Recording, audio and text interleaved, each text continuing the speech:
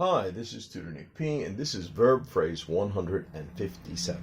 The verb phrase today is blow in. And we got three meanings today of blow in. All right, let's look at the first one here.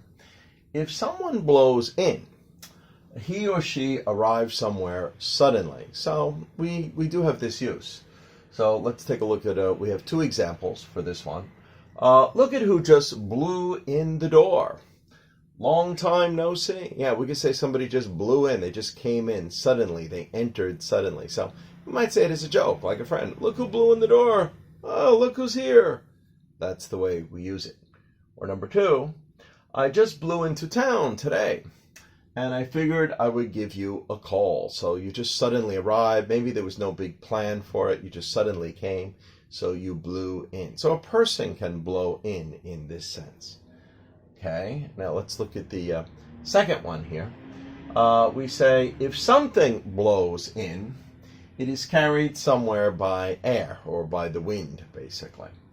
All right, and we have, I guess we got two examples for this one too.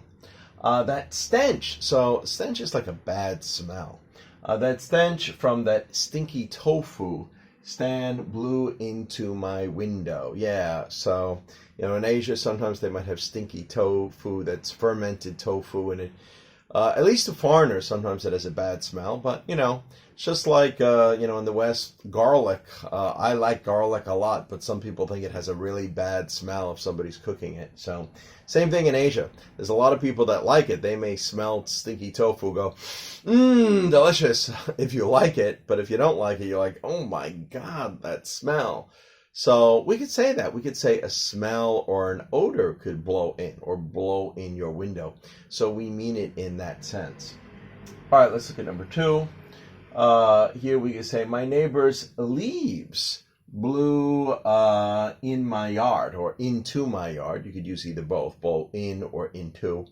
Yeah, so maybe a lot of leaves from his trees, and they, maybe you cleaned up all the leaves in front of your house, but he didn't, and maybe it was a windy day, and the wind carried some of the leaves from his yard, which he didn't clean. Now suddenly they're in your yard again after you just cleaned it all up. So you could think they blew into your yard.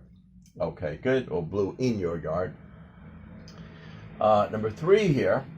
If someone blows in or into, so we could use it both ways here, he or she blows or expels air in something, so from your mouth, you're blowing into something.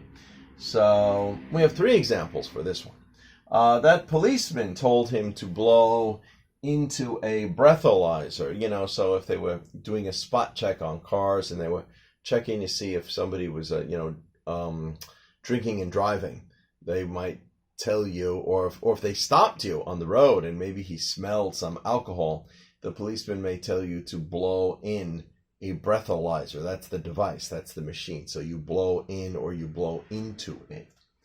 All right, and the second one here, I blew warm air in my hands to warm them up. Yeah, if you're in a cold place or a cold country, sometimes people do this in the wintertime. Their hands are really cold. They'll blow on them to warm them up a little bit, or they'll blow, yeah. All right, and number three here, you need to blow more air in that balloon. It is not big enough. So somebody might say that. So you blow or you expel air from your mouth. You're blowing into something. Okay, anyway. I hope you got it. I hope it was clear. Hope you enjoyed it. Thank you for your time. Bye-bye.